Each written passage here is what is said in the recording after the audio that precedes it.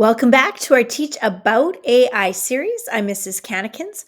Our goal is to empower teachers to have great talking points and lesson ideas available so that when the topic of AI comes up with students, you can either teach this simple lesson as a play and pause format, or you can watch this lesson ahead of time so that you have all the knowledge and some lesson ideas to deliver to your students when this particular topic arises. This time, in part four, we are going to look at safety and privacy in our About AI series. And we have some fun little exercises that will help you hit home with students. Here are some of the topics that we've done before, and you can go back and watch those videos and those little play and pause lessons, and we will encourage you to watch more that are going to continue to come. So today we are looking at safety and privacy when it comes to AI. And the question is, why do we need to be careful? Well, lots of reasons. For one thing, we need to comply with law in our education institutions. In Alberta, we have FOIP. United States has FERPA, COPA. The European Union has the GDPR. All of those laws are meant to keep students and their information safe. And so ultimately, that's what we have to do as teachers. Now, some companies keep your data to continue training their AI models. And so when we think about the world of AI, there's kind of almost two streams right now. There's tools that are built for education, and they have sometimes they have special guardrails and privacy, and you can read about their privacy in their statements, but we still have to be careful with those. And then there are other basically public chatbots that are available to anyone. They're not built just for education.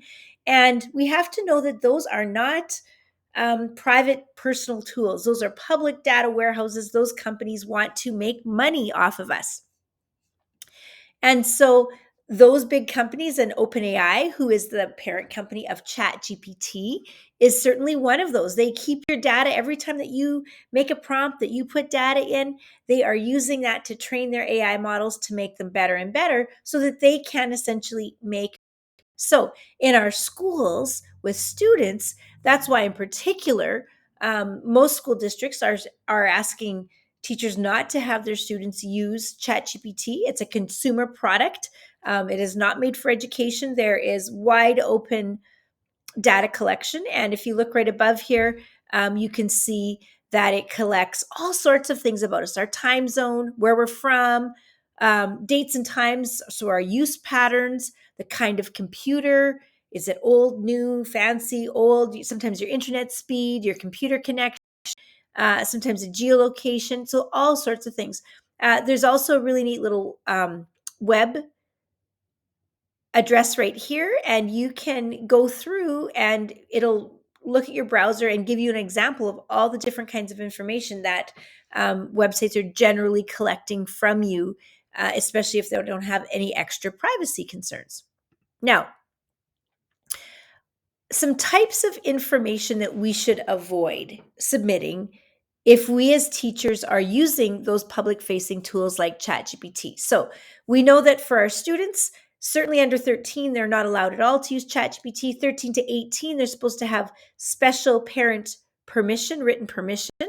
But sometimes as teachers, we are using ChatGPT or Google Gemini or Microsoft Copilot or Claude or other tools help us brainstorm or do work or come up ideas or just to save time. So super important, especially for teachers, but for everybody. There are really some specific types of information that we should avoid using. So anything, whether it's for your own self, your own family, certainly for students, specific name, address, email, phone number, social insurance numbers, student ID numbers, birth dates. We want to keep all of that information out. Educational records. So if we have a student name and their grade, their transcripts, maybe records of their health or disabilities or medicine or therapy, we do not want to feed those lists into our AI tools like ChatGPT. That goes for health information as well. Certainly financial information like income or banking information, bank account details, anything like that. So if you're, you might have heard that you can ask ChatGPT to help you with a budget. Well, you can, but you need to be very careful about the type of information that you're giving it to use. So keep those kinds of things in mind. Behavior, disciplinary, photos and images, and then communication, especially if it's with parents or private communication. If it's maybe just a record of Amazon emails, your Amazon purchases, that might be some interesting information that you might allow it to share. But even then, there are all sorts of patterns of your buying habits. So anything, we really have to be careful of what we are asking it to do. So sometimes we do want to save time by having it create lists or um, give us feedback on different things. So we have to really make sure that we anonymize the data. So, what are some ways that we can do that? We want to remove all personally identifiable information.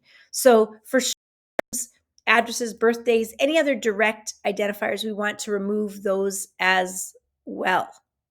Now, when we're writing prompts or scenarios, or that letter, write a reference letter, we want to make sure again that we're not linking information together. So for example, if I've used ChatGPT to write reference letters quite often, but my letter is always for Susan. So I have many, many different letters for Susan, and Susan has different characteristics and different traits all of the time.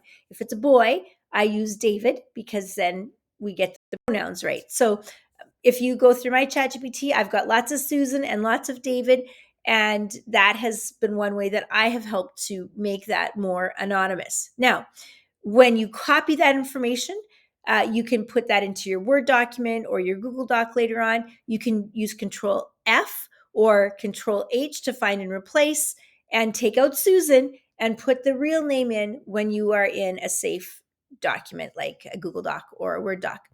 And when you are using scenarios,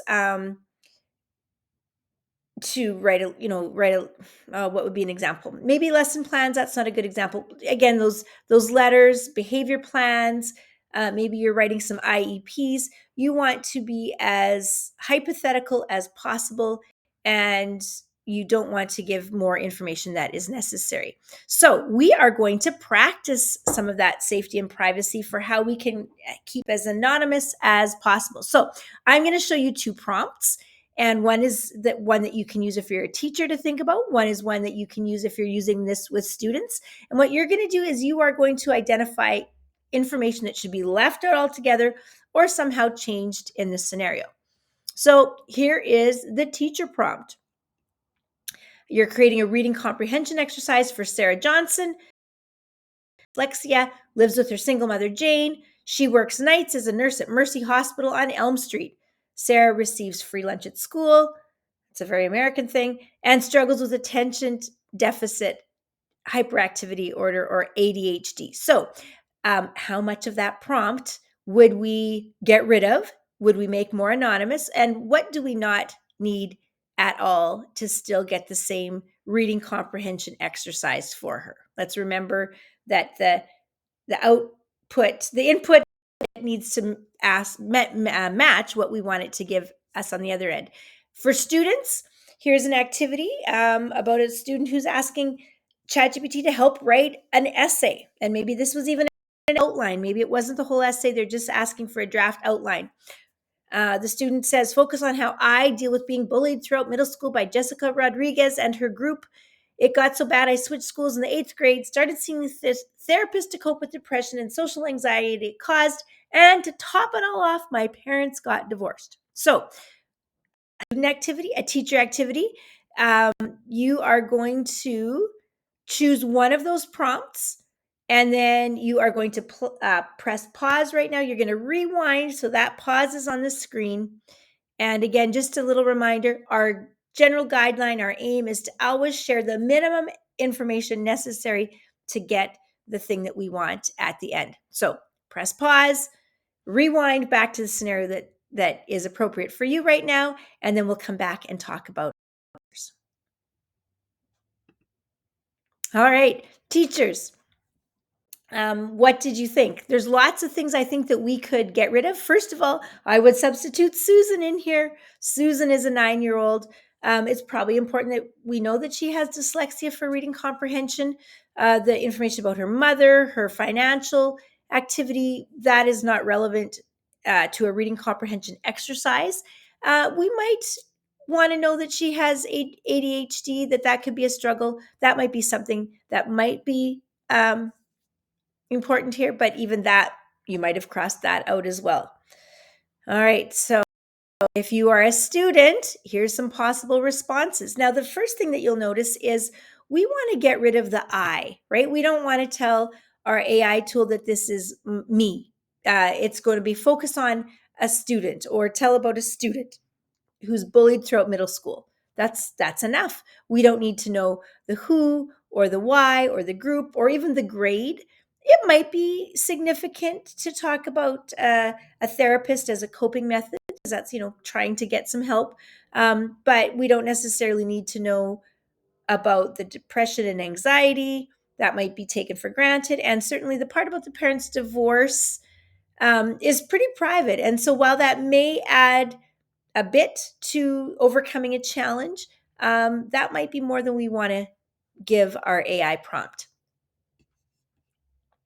So I hope you got your wheels thinking about what is safe to include when you're talking to AI or you're asking AI to help you out. Next, we are going to continue with our mini lessons. We're going to look at plagiarism and copyright issues. And we hope that you'll come back and learn with us again soon on our little mini series about AI.